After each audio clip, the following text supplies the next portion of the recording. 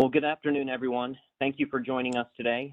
My name is David Giannino, and I am Program Manager for the Office of Plant Industry Services in the Virginia Department of Agriculture and Consumer Services. And joining me and presenting today is Tina McIntyre. Tina? Hi, I am the Cooperative Agricultural Pest Survey Coordinator, so my job responsibilities fall squarely into the invasive species category, which spotted lanternfly is. So I look forward to discussing it and its impacts with you today. Yep, as Tina mentioned, today we're going to be sharing information regarding the upcoming expansion of the Spotted Lanternfly Quarantine, and then we will answer questions that you may have at the end of the presentation. So with that, let's go ahead and get started. A couple of notes about the platform that we're using for this meeting today. Obviously, we're using WebEx to present to you. And just to limit confusion and background noise or feedback, we have muted all participants upon entry, and you will be muted for the duration of this meeting. However, we will have a question and answer portion at the end of the presentation. And with WebEx, if you're using the actual program, there's a raise hand feature. So when we reach that portion, you can raise your hand. And if you're calling in on phone, in order to raise your hand, you will press *3. That will raise your hand. Once your hand is raised, you can then, we'll call on your name, and then you will be able to ask your question.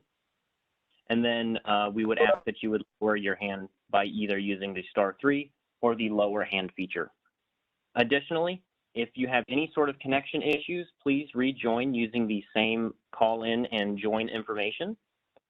And then lastly, if you do also have questions throughout the presentation, WebEx has a Q&A feature in it that you can type in a question, and then we can address that at the end of the meeting.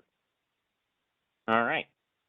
So today, our presentation will focus on 4 major topics: the threat of spotted lanternfly. So why is this insect a concern for Virginia? How to identify spotted lanternfly. We will provide some key ID features so you will all be familiar with the insect. The spotted lanternfly quarantine. We're going to describe the quarantine, what it means, how everyone can comply, and why Virginia even has a quarantine. We'll talk about permitting, and in that section, we'll describe in detail the process to obtain a spotted lanternfly permit and identify the responsibilities of permit holders. And then lastly, we will have a question period where you can ask questions and we will answer them for you. So with that, would you please get us started on the threat of spotted lanternfly? Welcome, everybody. And so why should we be concerned about spotted lanternfly? After all, it's just an exotic pest that feeds on an exotic tree here in the United States. And in populations high enough, it can actually kill tree heaven here in the United States. So at the beginning, everybody kind of thought this was a good thing. But as managers and researchers started working with spotted lanternfly, they realized that it could actually feed on over 100 different plant species. And the most important ones to Virginia are the fact that they can feed on apple, grape, peaches, and cherries, and other stone fruit. So it can become an agricultural pest as well as a nuisance pest. One of the reasons why spotted lanternfly is successful in the United States is that it does prefer to feed on tree of heaven. With this tree being their preferred host, it is a very aggressive root sprouter and seeder. And so its numbers are very high in Virginia already. And any place that spotted lanternfly is accidentally released, it will be able to find a tree of heaven that it can successfully survive on. So there's pretty much any time a spotted lanternfly is accidentally transferred into any place in Virginia, except for maybe the Eastern Shore, they will be able to find a tree of heaven and successfully live out their lives, starting a new population in a new area. Okay, David? Also, why we would want to be concerned about spotted lanternfly is that because it's an exotic insect, it has no native enemies present in our environment. So their numbers can become very high very quickly. And it is believed by researchers that spotted lanternfly feeds so heavily on tree heaven because it can build defensive chemicals from chemicals that it pulls out of the tree. So this makes them, these defensive chemicals make them very untasty to anything that could, any of our native predators like mice or birds. If they tasted a spotted lanternfly, they would learn not to feed on it very quickly because it tastes so bad. And speaking of predators, in this picture I have here, you will see a praying mantis feeding on a spotted lanternfly. And so you may say, well, Tina, she was wrong. I have a picture of a predator eating a spotted lanternfly.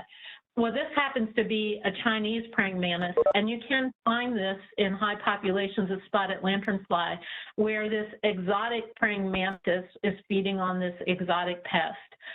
This Chinese praying mantis has displaced our native praying mantises, but they are not found in high enough numbers. The Chinese praying mantis is not found in high enough numbers to actually exert any control over the spotted lanternfly population. So even though they feed on them, it's not enough feeding to slow down their spread or stop them from successfully building their populations. Okay, David. So what we're really concerned about with spotted lanternfly is potential that can have on our agricultural industries here in the state. If grapevines are untreated and heavy spotted lanternfly feeding does occur, the grapevines will die. They don't have any resistance to spotted lanternfly feeding. In heavy populations where the grapes and the vines are actually treated, there can be a 75 to 90% reduction in the grape harvest. So this is a big impact to grape growers and people that enjoy wine. There are records of spotted lanternfly feeding on other agricultural crops like cucumbers, basil, and hops, but these the total impact that spotted lanternfly will have on agricultural crops, people don't believe that it's realized yet. Researchers don't believe that it's realized yet. The spotted lanternfly hasn't been in the United States for that many years, so its total impact on agriculture has not been fully realized, we don't think. In small landscape and native trees, feeding by spotted lanternfly can kill really small trees. So if you're a nursery grower, you may end up having to spray more than you normally would to protect your small seedlings. And in larger trees in the environment, either in landscapes or forested areas, they can end up losing tips or small branches at the top. So the trees, this is called flagging. So in the middle of August, you may see that the tips of some branches have died. And that could be, if you're in an area with spotted lanternfly in high numbers, it could be attributed to them. Okay, David? So another aspect of spotted lanternfly and concerns with its populations are the nuisance that it can be to homeowners. Spotted lanternfly has piercing, sucking mouth. Basically means that they have a needle that they jab into the bark, and they suck out plant juices with that needle. They always consume more sap than they can utilize. So they excrete this sap. These excretions are called honeydew, and they're loaded with sugars from the plant that they're feeding on. And these sugars are incredibly sticky, and they can coat anything that's under the tree that the spotted lanternfly are feeding on. So if you have outdoor furniture, if you have a porch, a deck, a patio, kids' toys, a car, a trailer, they all can get coated with these really sticky substance. Another aspect of this honeydew is that other insects find it a good food source. So you may get some moths and butterflies coming to your property more than you normally would because they're feeding on this sugar substance. But bees, hornets, and wasps can also come and feed. So the likelihood of running into a stinging insect is much greater if you have a lot of honeydew around. One of the other organisms that finds honeydew a good resource is a fungus called sooty mold. And sooty mold will grow on the honeydew that's coated the leaves. So you can see in this picture to the right on this slide, that black coating is actually the sooty mold. And plants will lose vigor because they cannot utilize the chlorophyll to its maximum potential. So they can't make energy like they would if they didn't have sooty mold growing on their tops of their leaves. This can become quite problematic in orchards and fresh fruit growing businesses, table fruit. So if you're growing grapes or peaches or apples to sell on the fresh fruit market, having sooty mold grow on top of all of these things can lower the price you can get for these commodities because they're just not that attractive with this sticky, sooty, black stuff all over them. And the other thing that can happen with sooty mold is that the understory plants in a heavily infested area, spotted lanternfly infested area, can actually die from not getting enough sunlight. So between the sooty mold and the honeydew, you can lose understory plants. Okay, Dave. And hopefully this will show up. If you keep your eye on the center plank where it's light in color, those little white drops, that's actually honeydew dripping off of a tree. So you can imagine trying to enjoy an outdoor space with this sticky substance dropping on you all the time. Mark Suffin, the extension agent for the northern area where spotted lanternfly is found, took this photo in Winchester, or took this video in Winchester. All right. So what's at risk? This list is in that, this list is this lists all the areas of our community that spotted lanternfly could negatively impact. What I'd like to focus on right now is the Virginia export. Once other states or other countries know that we have spotted lanternfly, they may stop our commodities from moving into their area because they do not want spotted lanternfly there. Part of the reason why we have established the permitting program is to allow the quarantine and the permitting program is to allow the movement of Virginia commodities out of spotted lanternfly infested areas. This will help give our trading partners, no matter where they are, a little bit more confidence in the fact that they're not going to get spotted lanternfly when they buy a Virginia product. Okay, I think that's it for this slide. Now I'd like to turn our attention to the spotted lanternfly life cycle. This next series of slides is really to get everybody's awareness of the life stages and what they look like out in your minds and in your search images, so that when you're walking around your property, if you see anything like this, first off, you'll kill it. And if you're in an area outside of the known infestation, report it to us.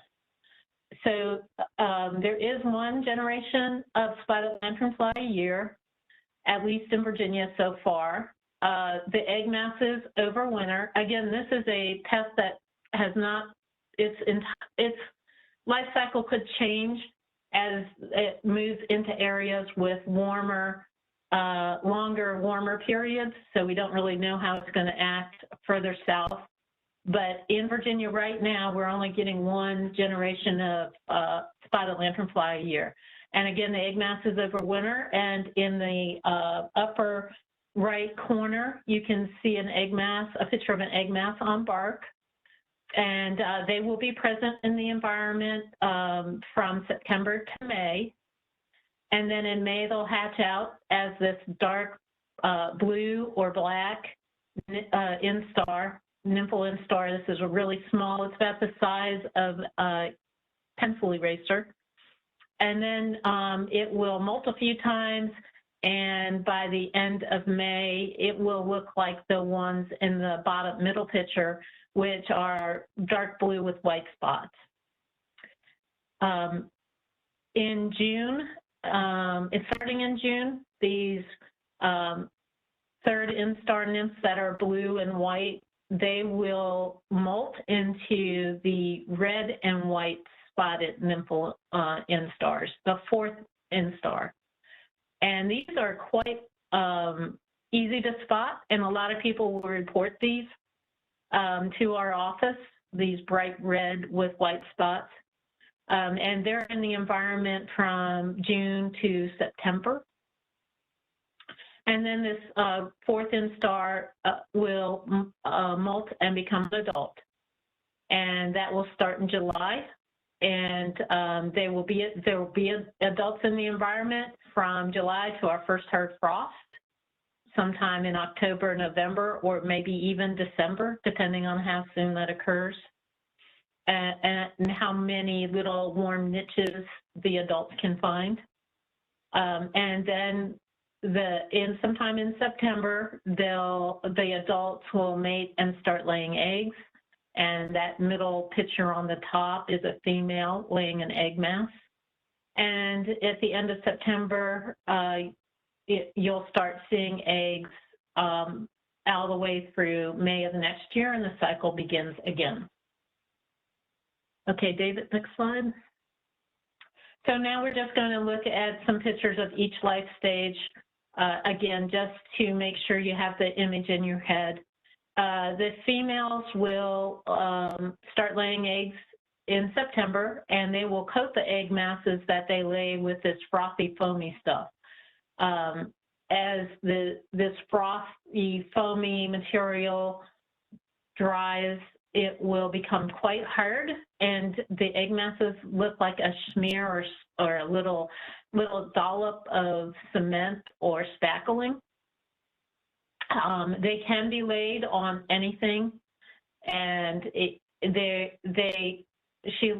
females are just looking for a protected area outside. So anything that's outside is fair game for a spotted lanternfly to lay an egg on, and absolutely anything.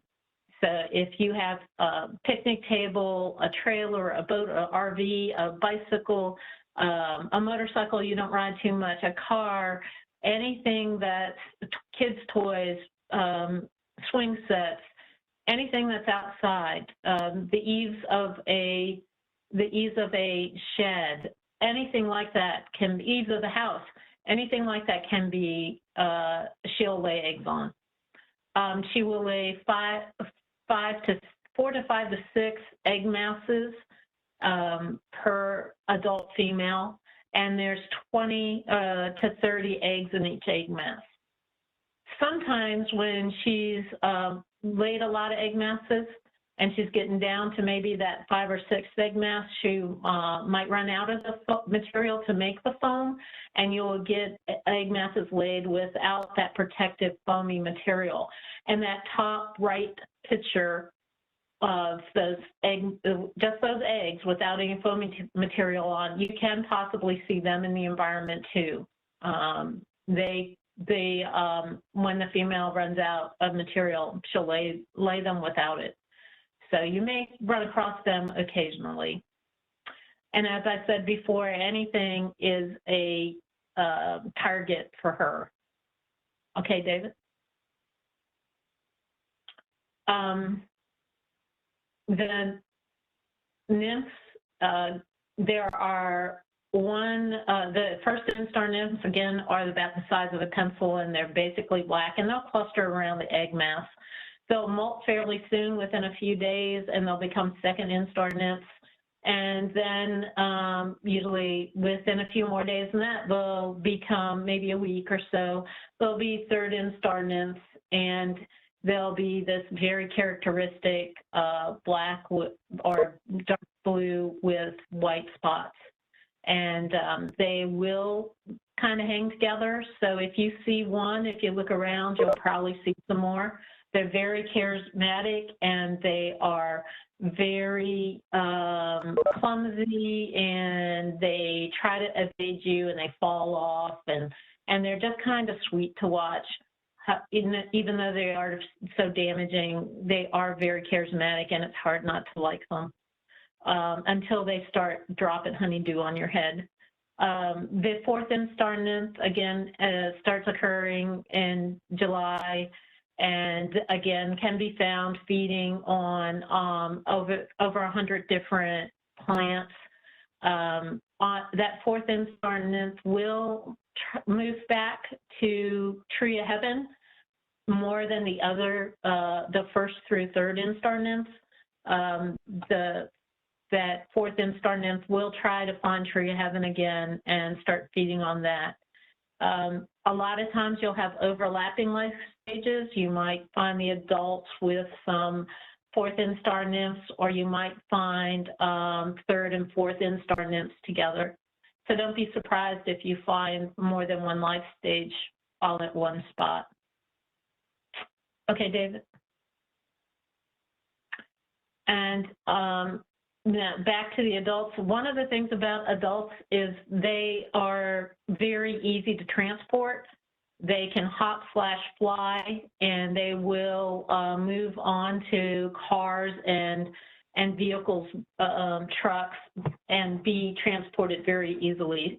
So this is one, if you can kill it, you will stop the reproduction for that individual, but you will also hopefully stop it from moving into a new area.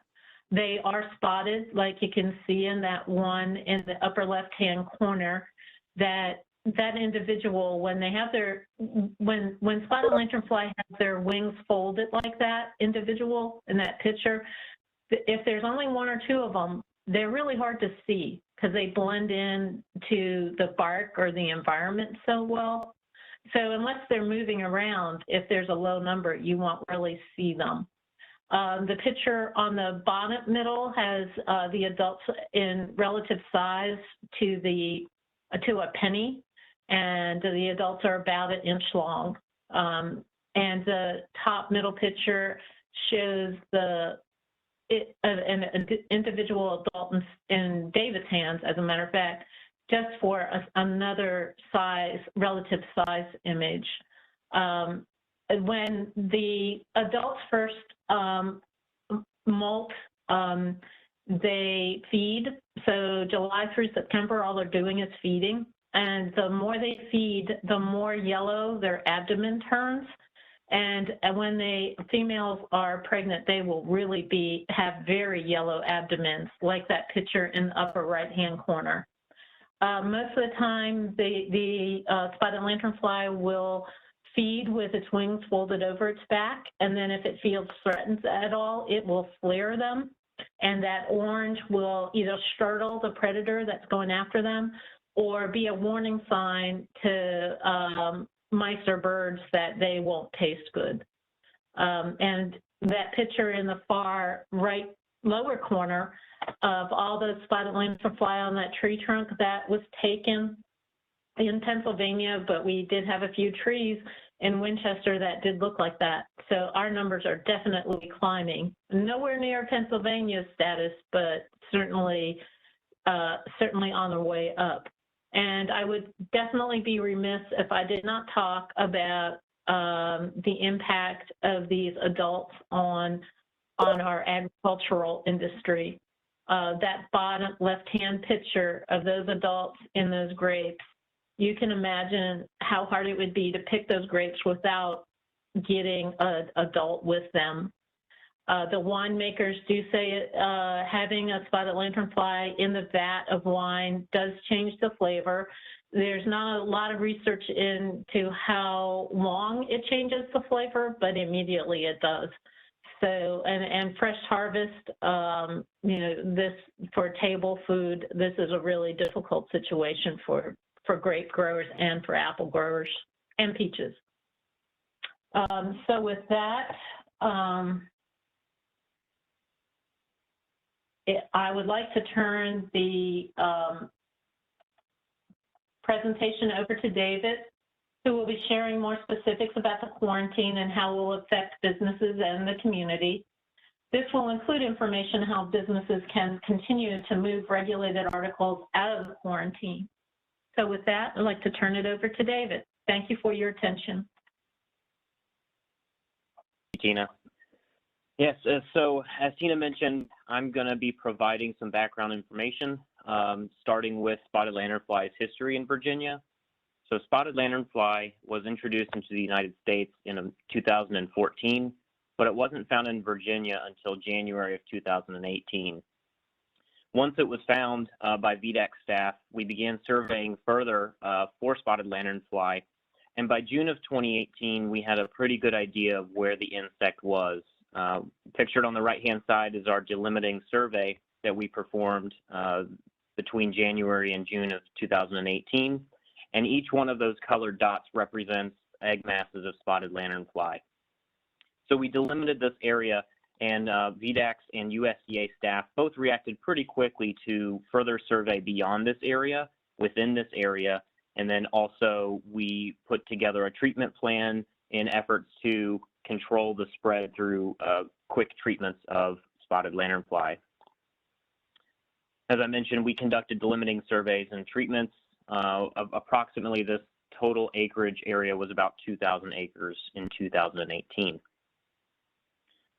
So what happened at the end of 2018? Well, we continued to survey after we conducted those treatments. And what you see pictured on the right here is the spread of spotted lanternfly as of February 2019. Each red triangle represents a positive survey for spotted lanternfly. So obviously from this picture, you can see that spotted lanternfly continued to spread. The yellow box that I've put up on the screen represents the 2018 area, which was about 2.5 square miles. And the new 2019 spread was approximately 17 square miles. So ultimately, when we treated the 2018 population, the eradication efforts to control that isolated population was unsuccessful, and spotted lanternfly was continued to spread.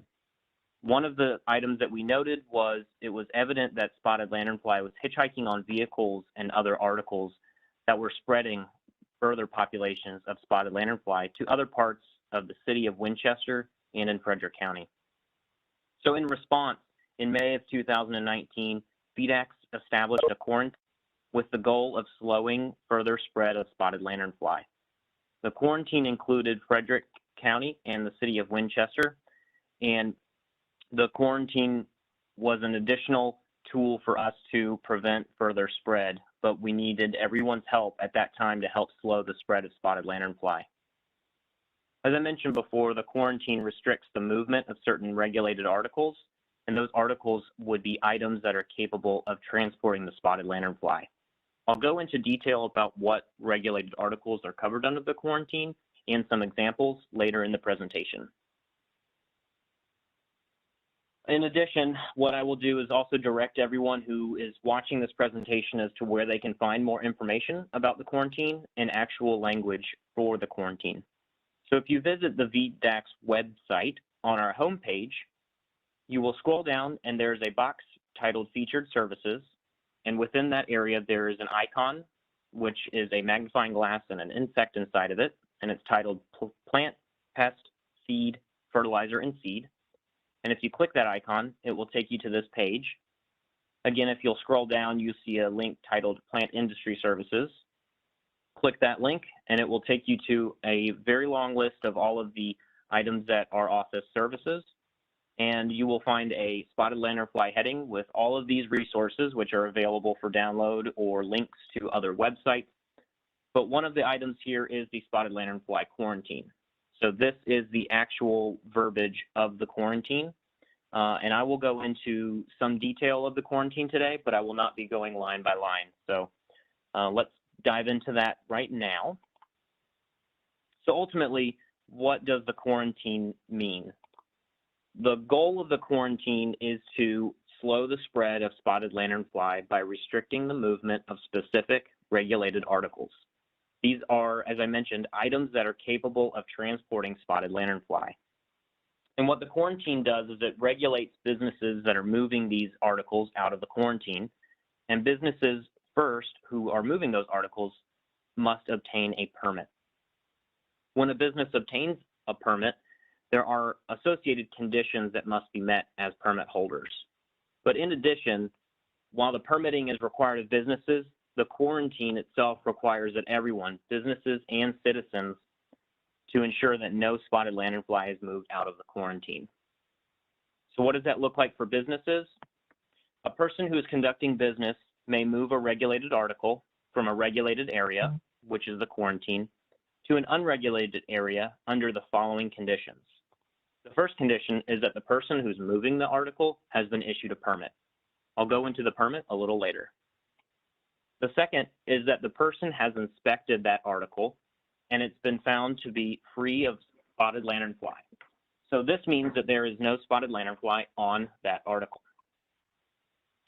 And third, the shipment of the regulated article is accompanied by the permit and the completed inspection statement. I'll go over both of those documents in detail later. So now we've covered businesses. What does this mean for citizens? Well, a citizen or a person who is not conducting business may move a regulated article from a regulated area, that is the quarantine, to an unregulated area under the following conditions. That person has inspected the regulated article, and it is also free of spotted lanternfly. And the second is that the regulated article is accompanied by an inspection statement. So I jumped from 2019 into the quarantine, and so now I want to kind of jump back and address what VDACS has been doing since 2019 and when we established that quarantine. Since that time, VDACS and USDA staff have been performing treatments following an integrated pest management program, conducting surveys, and working with homeowners and businesses on best management practices and permitting. What you see pictured on the right is the current known distribution of spotted lanternfly in Virginia. So as you can see, there are populations much more spread out than the 2018 original infestation, which is pictured in the yellow box on the image. So spotted lanternfly is on the move. And what you can also see is that there are multiple populations in Clarke and Warren counties. VDACS and USDA treated these populations. However, those treatment efforts were unsuccessful at completely eradicating those infestations. And so in response and to prevent further spread of this pest to other parts of the Commonwealth, we need everyone to help prevent the spread of spotted lanternfly. And so in mid-March of 2021, VDACS will be expanding the spotted lanternfly quarantine to include the counties of Clarke and Warren. And again, this is not current as of today, but mid-March of 2021, we will be expanding that quarantine. So now that we've talked about the quarantine, what it means, let's talk about what the regulated articles, what are covered under the quarantine. So to go down multiple lists, the first is any life stage of the spotted lanternfly. So under the quarantine, you cannot move the spotted lanternfly from quarantined areas outside of those areas. The next group would be all plant parts, including live or dead trees, firewood, nursery stock, logs, lumber, branches. And pictured on the right-hand side, you can see a pile of lumber. It'd be very easy for a female spotted lanternfly to lay egg masses on those flat surfaces. And in addition, it'd be very easy for an adult to get mixed in with that yard waste.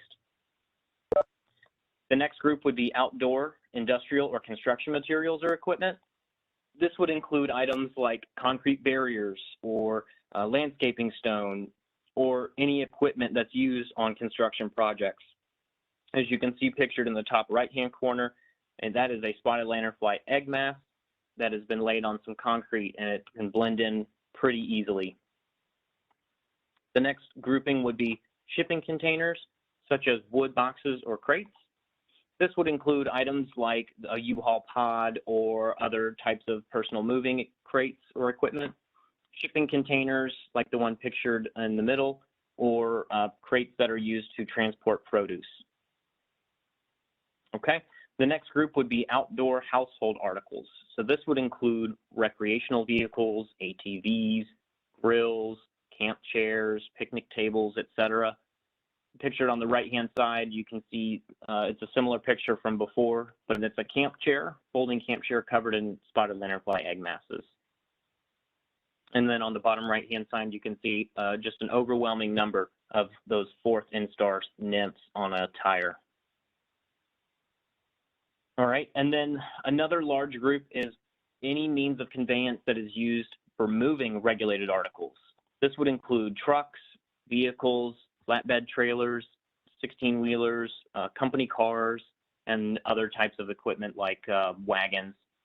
And pictured on the right-hand side is just an adult that's hanging out on a Jeep rear view mirror, so they can pretty much get on anything. So now that we've talked about those articles, the big question is, well, if I'm a business and I'm moving those items out of the quarantine, how can I keep moving them and still comply with the quarantine? The answer is the spotted lanternfly permit. So VDACS has set up a process for businesses to obtain a permit, and there are several steps to obtaining a permit, and I'll go over each one outlining how a business can obtain a permit. There are 4 parts to this: training, application, spotted lanternfly permit itself, and then following conditions of the permit. To start with training, there is a required training before you can get your permit, and this training is hosted through Virginia Tech Cooperative Extension. And if you Google Virginia Tech Spotted Lanternfly Quarantine training, you will come to this website, but it's also available on Virginia Tech's Spotted Lanternfly webpage and VDACS's webpage that I outlined earlier. So this particular training program is what's called a Train the Trainer program. So only one person from the business needs to take this training. I'll get into specifics about that later, but essentially if one person takes the business, they bring the training back and train staff. And the associated cost with this training is $6, and it takes about 1 to 2 hours to complete. The first step for the training is to enroll for the course on Virginia Tech's website. It can be found at this link, or as I mentioned before, you can Google it or find it on our website as well. The steps have you set up an account, and then Virginia Tech will establish an account for you and ask you to set up a password. This may take some time, several hours up to a day, and that's because there's a person who's managing this training course. Once the business representative successfully completes the training, then you'll get a training credential that's pictured here on the right, and it will have the business name, it will also have when it was awarded, and it will be generated and then emailed to the person who registered for the course.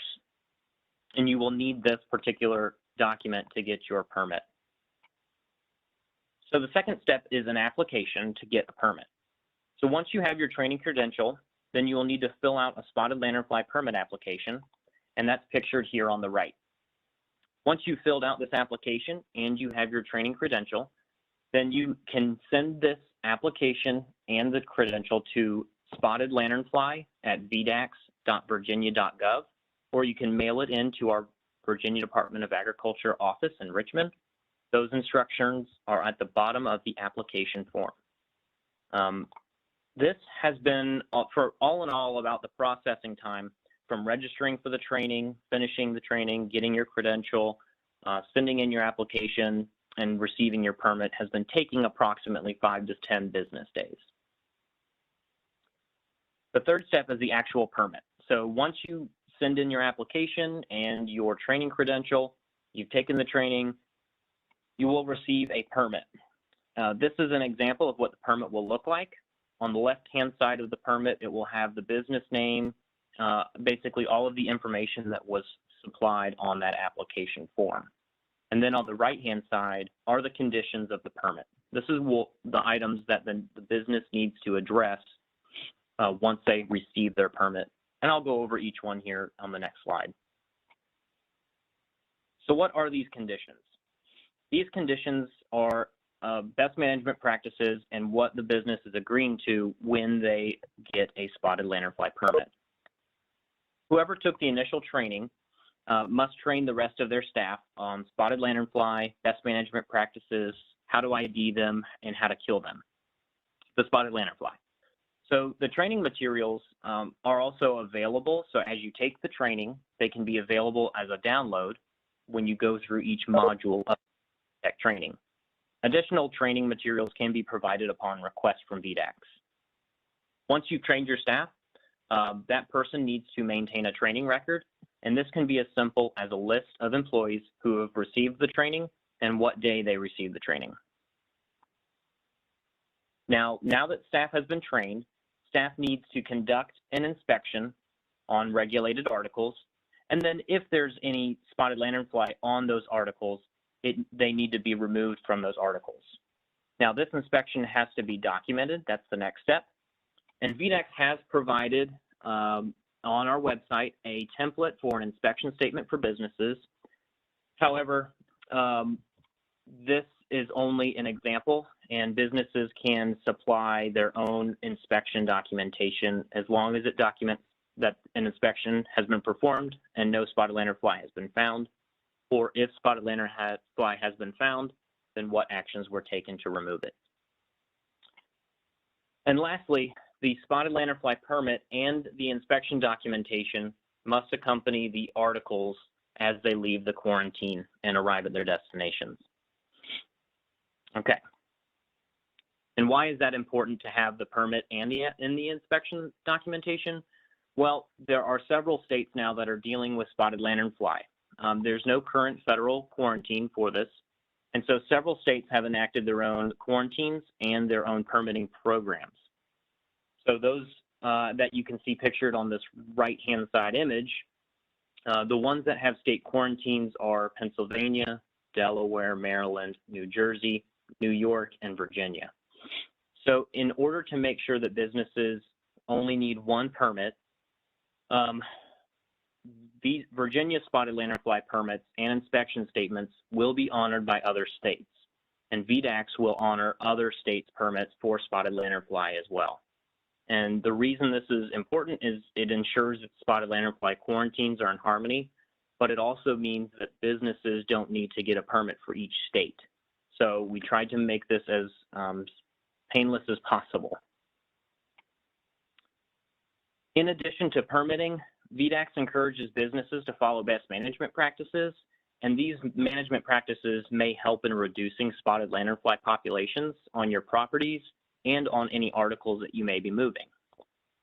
Just a couple of examples would be managing tree of heaven or killing some tree of heaven with herbicides, and then leaving a portion of trees on the property and treating those small numbers of trees with an insecticide. The next would be keeping windows and doors shut, not parking near trees or shrubs, and not storing items under trees or shrubs. These best management practices can be found on our webpage or on Virginia Tech's webpage as well. There are some other additional best management practices.